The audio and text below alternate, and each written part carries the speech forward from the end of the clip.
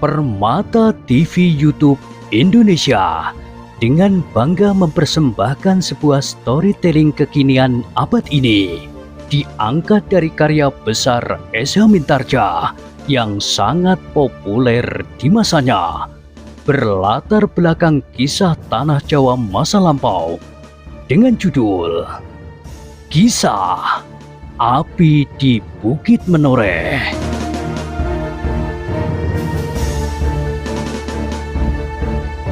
Pada kesempatan yang sangat baik ini, kita masuk pada episode yang ke-563.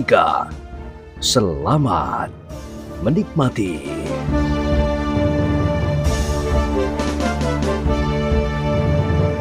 Di akhir kisah sebelumnya disebutkan, kedua prajurit itu termangu-mangu. Namun kemudian salah seorang dari mereka pun berkata berterus terang apa yang sebenarnya sudah terjadi. Sejak mereka mendapat tugas untuk mencegat Ki Jurumartani, kemudian perselisihan antara Ki Legowo dengan seorang senopati yang memberikan perintah kepadanya, sehingga Ki Legowo telah membunuhnya. Akhirnya Sampuyuh dengan Ki Songgobumi dan lurahnya terbunuh oleh Udo Pradopo. Prajurit itu menceritakan segala-galanya sehingga lurah yang memimpin kelompok prajurit berkuda itu menggeleng-gelengkan kepalanya. "Bukan main," berkata lurah prajurit itu. "Suatu usaha pembunuhan yang tidak terduga-duga sama sekali. Ternyata bahwa usaha pembunuhan yang dilakukan atas Ki Gede Pemanahan beberapa saat yang lalu masih juga ada ekornya. Ternyata di Pajang memang ada sekelompok prajurit yang benar-benar tidak mau melihat Mataram tumbuh dan berkembang. Iya, maaf Kisanak," berkata lurah itu. "Kalian berdua terpaksa kami tangkap. Mungkin tidak terlalu lama. Setelah kalian memberikan keterangan seperlunya, kalian akan dibebaskan lagi. Atau digantung di alun-alun," desis salah seorang dari kedua prajurit itu. Lurah prajurit berkuda yang datang kemudian mengangkat bahunya. "Semuanya akan diputuskan oleh yang berwenang," berkata lurah itu.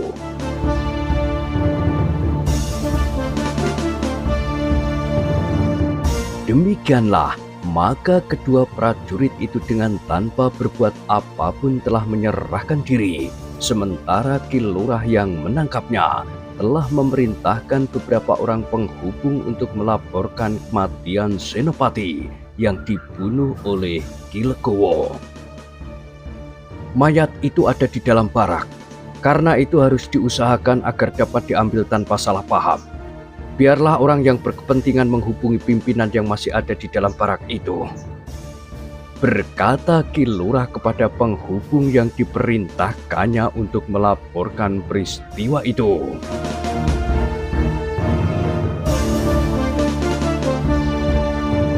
Namun pada itu, kematian Ki Legowo dan Ki Songgobumi itu telah sampai pula ke telinga orang yang disebut Kakang Panji itu. Dengan kemarahan yang memuncak, orang yang disebut Kakang Panji itu berjalan hilir mudik di dalam biliknya. Ia telah kehilangan dua orang pembantu setia sekaligus pada hari yang sama. Bahkan seakan-akan mereka terbunuh dalam keadaan yang tidak berarti sama sekali. "Keduanya gila dan bodoh," geram orang yang disebut Kakang Panji itu. "Kenapa mereka harus mengorbankan diri hanya oleh seekor kelinci gila yang bernama Legowo itu?" Seorang pembantunya yang ada di dalam bilik itu hanya menundukkan kepalanya saja. "Hei, Adi Dadap Wereng, kau pun seorang senopati pilihan seperti Songgobumi. Tetapi kau jangan lengah dan ragu-ragu. Akibatnya sudah dapat kau lihat." Orang yang bernama Dadap Wereng itu mengangguk-angguk. Katanya kemudian, bagiku, kematian mereka tidak perlu disesali. Mereka adalah tenaga yang baik bagiku dan dapat dipercaya. Dari mulut mereka tidak akan dapat keluar rahasia apapun juga. Kini kita tinggal bertiga dengan Sorohpati. Pada suatu saat kita akan kehabisan tenaga. Dadap Wereng tertawa. Katanya, Kakang Panji tidak perlu cemas. Bukankah kita dapat mengangkat kawan-kawan baru? Bukankah masih ada Kitaksini, Ki Reksonoto, yang kadang-kadang disebut Kiai Bandotan?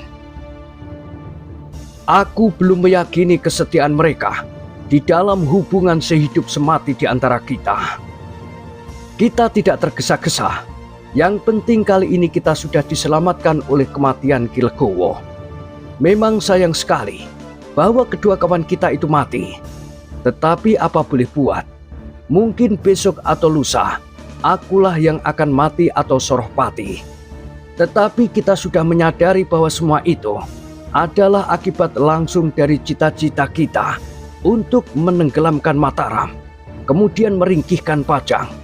Dengan demikian, maka adalah wajar jika ada korban yang harus diberikan. Memang aku berharap agar korban itu bukan aku, sehingga aku dapat menikmati kamukten yang bakal kita dapatkan. Kau gila. Dadap Wereng tertawa. Katanya,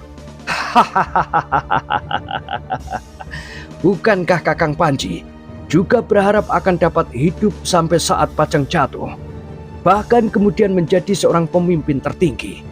Barangkali Kakang Panji memang tidak ingin menjadi raja, karena seorang raja memerlukan banyak pertimbangan.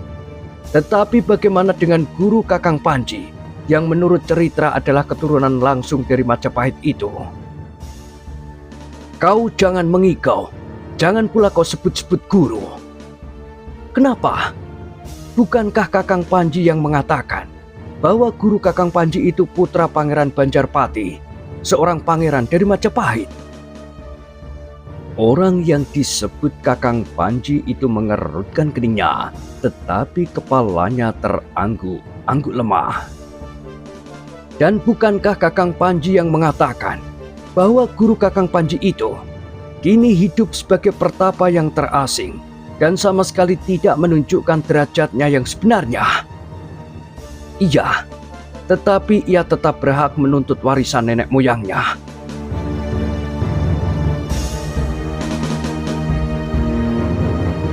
Dadap Wereng mengangguk pula.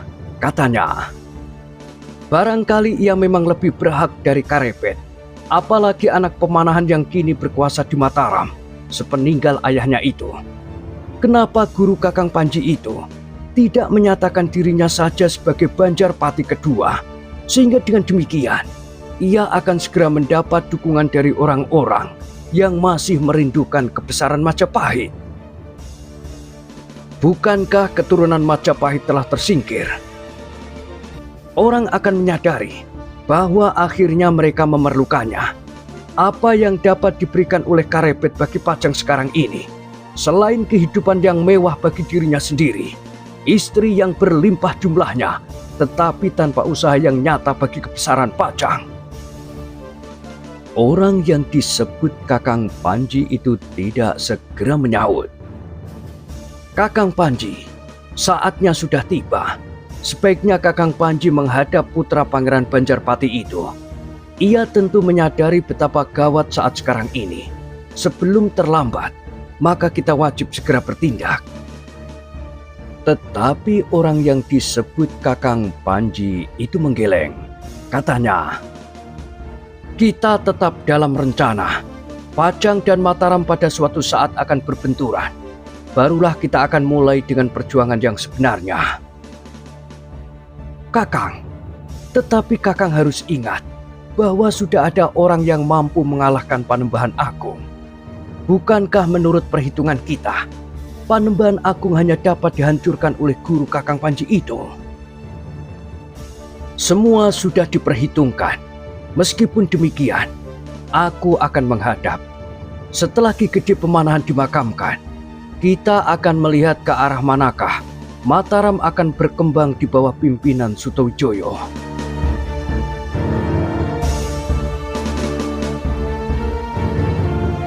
Di sampingnya ada Ki Juru Martani, dan meskipun tidak menentukan, tetapi orang bercambuk itu sangat memuakkan.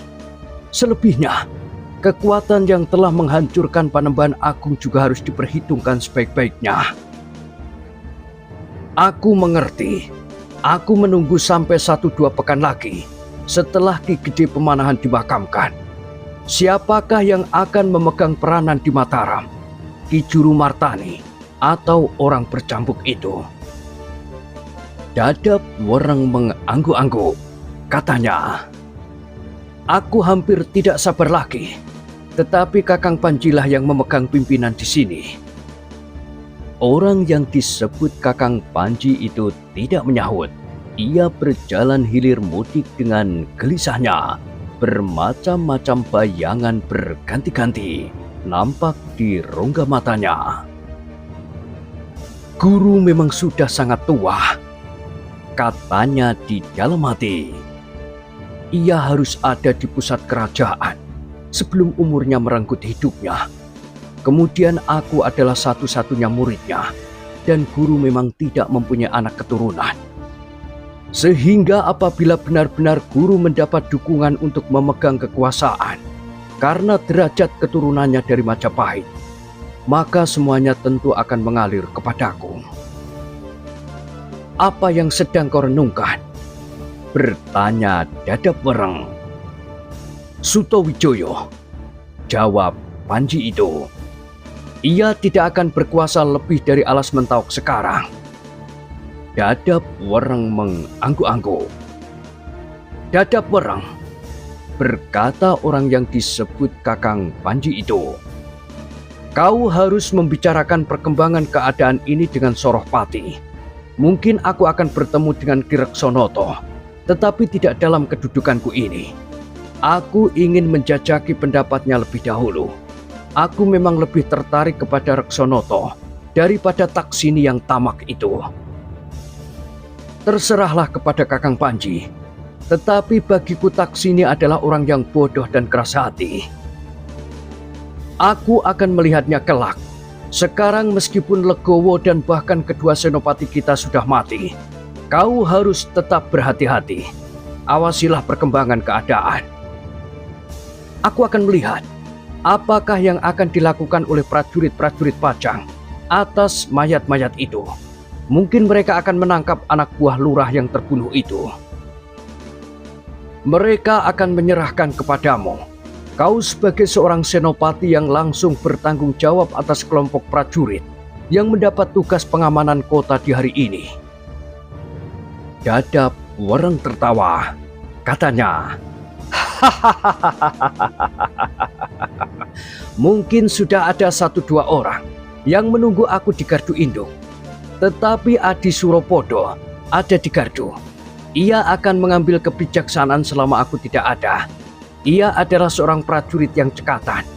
Aku mempercayainya sehingga aku tidak perlu gelisah.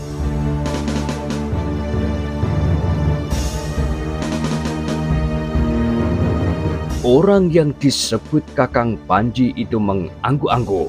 Lalu tiba-tiba saja ia bertanya, bagaimana dengan Suropodo itu? Ia seorang perwira yang baik, tangkas, tetapi ia adalah seorang prajurit yang baik. Tidak mudah untuk berbicara dengan dia tentang pendirian kita. Selain kedua senopati yang terbunuh, kita memerlukan orang yang dapat menggantikan kedudukan Daksina. Seorang yang dengan cekatan berpetualang di luar kota Pajang, dan bahkan sampai ke sekitar tanah yang sedang berkembang itu. Ia adalah seorang pembantu Panembahan Agung yang baik, tetapi juga pengawas yang teliti. Dadap Wereng mengangguk-angguk, tetapi katanya kemudian, sulit bagi kita untuk menemukan orang seperti Daksina, tetapi aku akan berusaha. Perhatian Mataram harus terpecah. Jika mereka hanya sekedar menatap ke Pajang, apalagi Sultan Pajang masih tetap bersikap memanjakan Sutawijaya, maka kita akan segera dapat diketahuinya.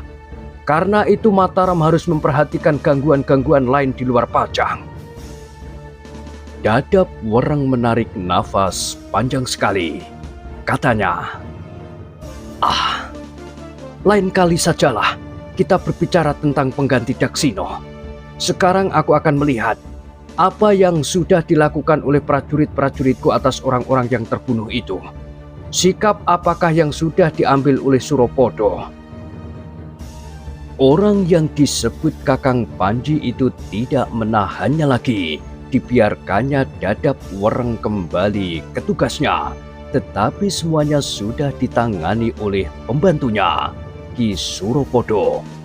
Mayat-mayat yang ada di tengah sawah dan bahkan yang ada di barak Ki Legowo pun sudah diambil tanpa terjadi sesuatu. Meskipun demikian, ketegangan telah memuncak ketika sekelompok prajurit datang mendekati barak tempat Senopati yang terbunuh oleh Ki Legowo itu disembunyikan. Baru ketika para prajurit di dalam barak itu mendapat penjelasan bahwa mereka hanya akan mengambil mayat yang disembunyikan di bawah kolong di dalam bilik Ki Legowo, mereka tidak berbuat apa-apa. Meskipun prajurit yang ada di dalam barak itu telah menyisipkan senjata masing-masing.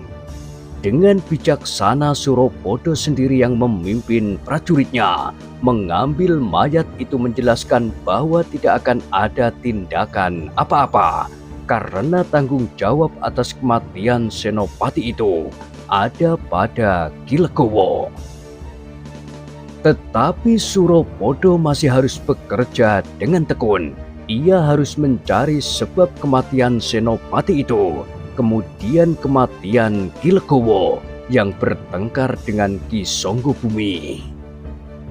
Apakah mereka mempunyai persoalan pribadi? Bertanya Suropodo kepada diri sendiri. Sedang orang yang kemudian akan diajaknya memperbincangkannya adalah Senopati atasannya yang bernama Dadap Wereng. Karena itu, maka semua penyelidikan menjadi sangat sulit. Apalagi Dadap Wereng agaknya mengambil kesimpulan yang sangat mudah, seperti dugaannya semula. Tentu ada perselisihan pribadi, apalagi ternyata bahwa Songgobumi telah membawa seorang saudara seperguruannya yang bernama Kudo Pradopo, dan Legowo membawa 3 orang prajurit setelah ia membunuh seorang senopati di baraknya. Senopati itu tentu sahabat Songgobumi. Suropodo tidak puas dalam kesimpulan itu, tetapi untuk sementara ia tidak dapat berbuat apa-apa, dan laporan sementara kepada pimpinan prajurit Pajang pun berbunyi demikian. Tetapi Suropodo bertanya kepada diri sendiri, bagaimanakah jika prajurit-prajurit itu kelak mulai memberikan keterangan?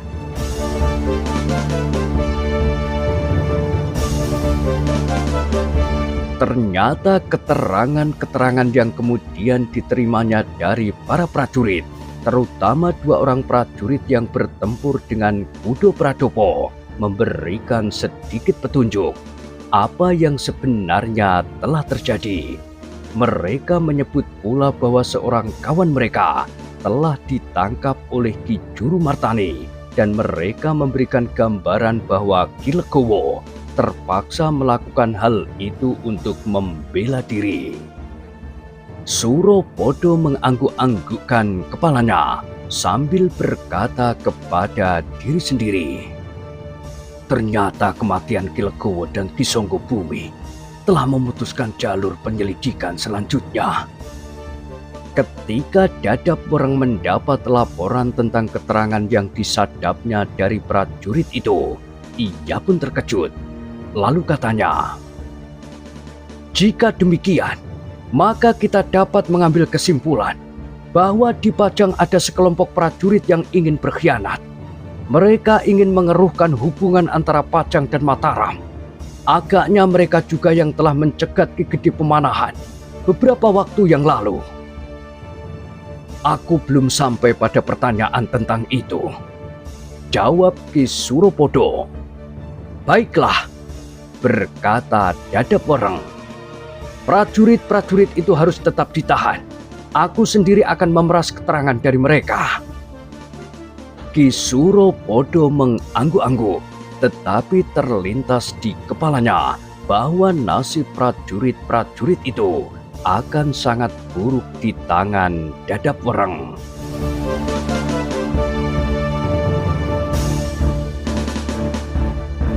Ki Dadap Wereng tentu marah sekali mendengar pengkhianatan serupa itu. Berkata Ki Suropodo di dalam hatinya, dan agaknya kekasarannya akan membuat prajurit-prajurit itu menderita.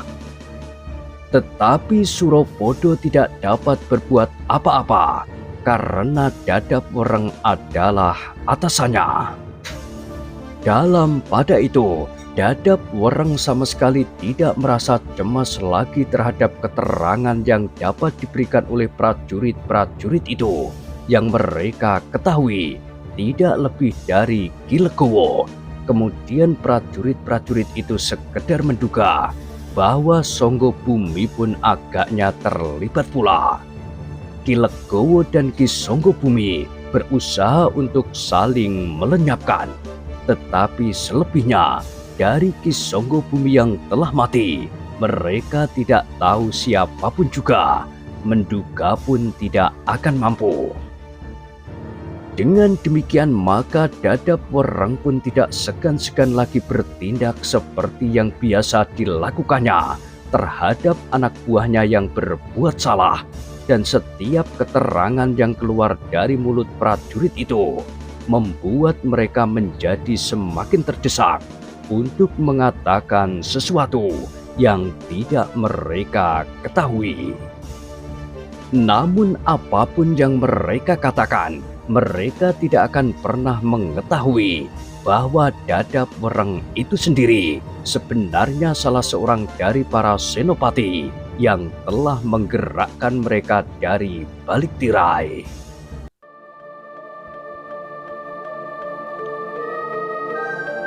Sementara itu, selagi orang-orang di Pajang sibuk membicarakan perkelahian yang tidak mereka ketahui ujung pangkalnya, maka orang-orang Mataram menyambut kedatangan Ki Juru Martani di ujung malam dengan berbagai pertanyaan.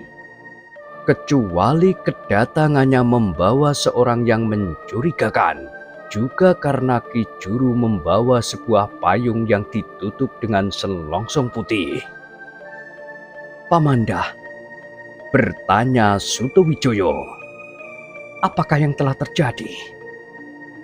Perjalanan ayahandamu akan terulang kembali atasku, Sutowijoyo, jawab Ki Juru Martani. Maksud Pamanda, perjalanan Pamanda juga dicegat oleh beberapa orang di pinggir Kali Opak. Tidak di pinggir Kali Opak. Aku baru saja meninggalkan kota. Salah seorang dari mereka berhasil aku tangkap. Ki Waskitalah yang membuat sebuah permainan yang menarik. Wajah Sutowijoyo menjadi merah, tetapi Ki Juru Martani berkata, jangan digoncangkan oleh perasaan semata-mata. Kita masih akan menyelenggarakan pemakaman ayahandamu. Biarlah orang ini ditawan dan dijaga sebaik-baiknya. Kita akan mengurus jenazah ayahmu. Ki Juru Martani berhenti sejenak, lalu katanya, bagaimana dengan keluarga yang lain? Apakah semuanya sudah terkumpul? Sudah, Pamanda. Keluarga dari Selo sudah datang seluruhnya. Jika demikian, semuanya akan dapat berlangsung sesuai dengan rencana.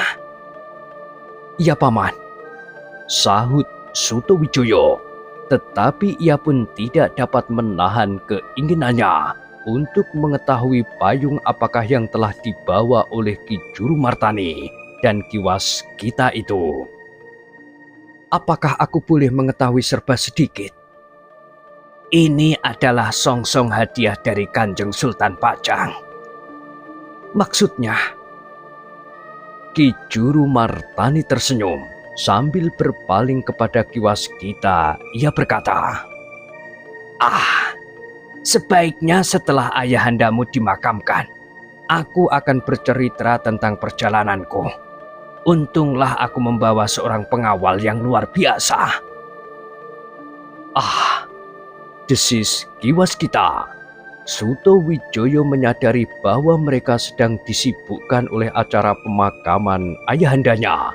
Jenazah Ki Gede Pemanahan masih akan bermalam semalam lagi, dan agaknya Ki Juru sudah menempuh perjalanan yang sangat melelahkan.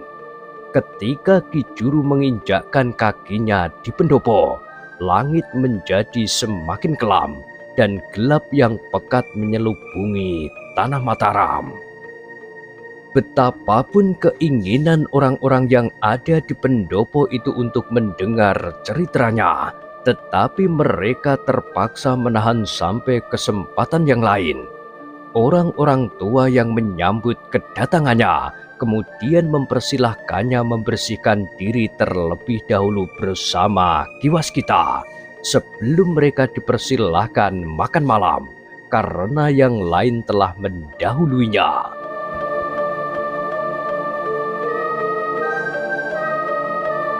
Ki Juru Martani dan Ki Waskita pun kemudian pergi ke ruang belakang. Setelah mereka masing-masing mandi di Pakiwan, maka mereka pun duduk menghadapi makan malam yang sudah dingin. Tetapi orang-orang di dapur sempat memanaskan sayur asam yang pedas dan pecel lele. Ternyata bahwa selama keduanya bersiap untuk makan, Kiai Gringsing, Ki Sumangkar, dan Ki Demang Sangkal Putung ikut duduk pula bersama mereka, meskipun ketiganya telah makan lebih dahulu. "Silahkan Ki Juru," berkata Kiai Gringsing. "Sebentar lagi tentu akan datang tamu-tamu dari Pajang. Mereka ingin memberikan penghormatan terakhir kepada Ki Gede Pemanahan. Aku kira sebelum tengah malam mereka sudah akan datang." Kiai Gringsing mengerutkan keningnya, lalu ia pun bertanya pula, "Siapa sajakah di antara mereka?" "Sudah barang tentu sahabat-sahabat Ki Gede, para senopati dan pemimpin pemerintahan. Sayang Kanjeng Sultan sendiri tidak dapat hadir." Kiai Gringsing mengangguk-angguk, sementara Ki Sumangkar bertanya, "Jadi, orang-orang yang tidak senang melihat perkembangan Mataram masih saja mencoba mengganggu? Untunglah Ki Juru dan Ki Waskita sempat melepaskan diri dari mereka." "Agaknya mereka juga tergesa-gesa," berkata Ki Waskita, "sehingga mereka sekedar berpegangan kepada jumlah orang yang banyak. Ada seorang pemimpinnya yang mungkin memiliki kemampuan yang dapat dipercaya. Namun kami dapat melepaskan diri, bahkan menangkap salah seorang dari mereka dengan sedikit permainan." Ki Juru Martani menyahut sambil tersenyum. Kiai Gringsing pun tersenyum, dan Ki Demang Sangkal Putung menyambung, "Agaknya jaring-jaring itu benar-benar sudah mempunyai akar yang kuat di Pajang. Apakah kira-kira tawanan itu dapat memberikan petunjuk tentang usaha pembunuhan itu, terutama nama pemimpinnya?" "Aku tidak tahu, tetapi aku kira sulit untuk menyadap keterangan daripadanya.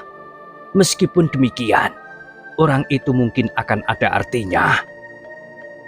Yang mendengarkannya mengangguk-angguk dengan hati yang berdebar-debar. Namun kemudian Kiai Gringsing mempersilahkan Ki Juru Martani dan Ki Waskita yang masih belum juga mulai untuk makan malam. Meskipun kemudian mereka menyendok nasi ke dalam mangkuk dan kemudian mulai menyuapi mulut mereka, namun Ki Sumangkar masih juga bertanya, "Bagaimana dengan payung itu?"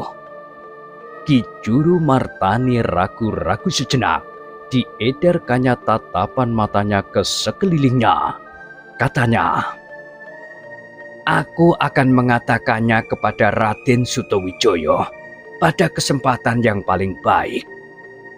Ia berhenti sejenak, lalu katanya, "Tetapi sebelumnya, aku tidak berkeberatan mengatakan kepada orang-orang tua yang ada di dalam ruangan ini, tetapi khusus dan tidak akan sampai kepada siapapun." Ki Sumangkar menarik nafas dan Ki Juru Martani berkata, "Maaf bahwa aku telah memberikan pesan seperti kepada anak-anak, tetapi bukan maksudku untuk berbuat demikian." Kiai Gringsing tersenyum. Katanya, "Tidak apa-apa Ki Juru. Semuanya itu didorong oleh maksud baik Ki Juru." Ki Juru Martani mengangguk-angguk, kemudian sesuap nasi masuk ke dalam perutnya. Katanya kemudian sambil memandang Ki Waskita, "Ki Waskita sajalah yang bercerita." "Ah," desah Ki Waskita, "aku lebih baik makan saja Ki Juru." Ki Juru tersenyum. Katanya, "Baiklah, aku sudah biasa makan sambil bercerita, tetapi tentu ceritaku menjadi lamban." Yang mendengar kata-kata itu pun tersenyum pula, tetapi mereka tidak menyahut.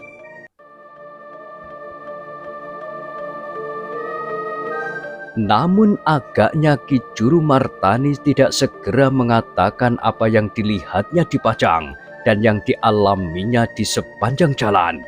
Baru setelah suap yang terakhir masuk ke dalam mulutnya dan setelah ia meneguk minumannya dari mangkuk itu, mulailah ia menceritakan serba sedikit tentang perjalanannya. Yang terpenting bagi orang tua-tua itu adalah payung yang dibawanya, payung berselongsong putih itu. "Payung itu berwarna kuning seluruhnya," berkata Ki Juru. "Payung yang melambangkan keagungan tertinggi, seperti warna payung Kanjeng Sultan sendiri." Kiai Gringsing mengangguk-angguk. Ia pun kemudian bertanya, "Apakah ada pesan?" "Angger Sutawijaya diwisuda di luar kehadirannya menjadi senopati ing Ngaloka di Mataram." Yang mendengarkan keterangan itu terdiam sejenak. Jabatan itu pada dasarnya adalah jabatan di dalam lingkungan keprajuritan. Tetapi di balik jabatan itu, Sutawijaya telah disahkan mendapat kekuasaan tertinggi di Mataram. Bahkan dengan songsong berwarna kuning emas itu, agaknya Kanjeng Sultan telah memberikan perlambang bahwa Sutawijaya yang kemudian bergelar Senopati ing Ngaloka itu akan mendapat kekuasaan yang lebih besar lagi, bukan saja di Mataram, tetapi di seluruh daerah Pajang. Namun agaknya masih terlampau pagi untuk mempersoalkan maksud yang sebenarnya dari Kanjeng Sultan itu, karena Kanjeng Sultan sendiri mempunyai seorang putra laki-laki. Meskipun Pangeran Benowo bukan seorang pangeran yang kuat hatinya, meskipun sebagai seorang putra Maskarepet yang kemudian menjadi Sultan Pajang, ia memiliki kemampuan ilmu yang tinggi. Namun masih banyak yang harus dipersoalkan antara putra angkatnya dan putranya sendiri itu. Dengan keterangan Ki Juru Martani tentang songsong dan pesan Kanjeng Sultan, maka mereka yang mendengarkan cerita itu mempunyai berbagai macam tanggapan. Namun mereka masih menyimpannya di dalam hati, karena semuanya masih tetap suram bagi mereka, bahkan bagi Ki Juru Martani sendiri.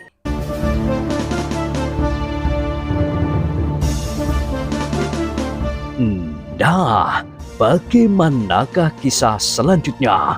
Silahkan ikuti terus kisah Api di Bukit Menoreh pada kesempatan berikutnya. Sampai jumpa.